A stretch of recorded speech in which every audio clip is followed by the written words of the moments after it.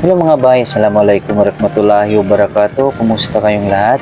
So for today's video mga bay ay magbibigay tayo ng tips na ginagamit natin everyday para maiwasan natin masangkot tayo sa away kalsada.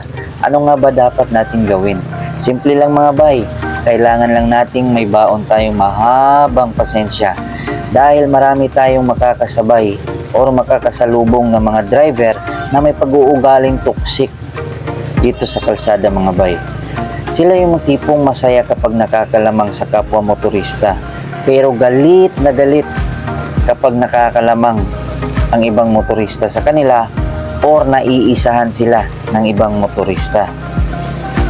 Alalahanin nyo mga bay, pareho lang tayong nakikigamit o nakikinabang sa kalsada, kaya dapat give and take lang dahil wala tayong karapatang ipagkait ito sa iba.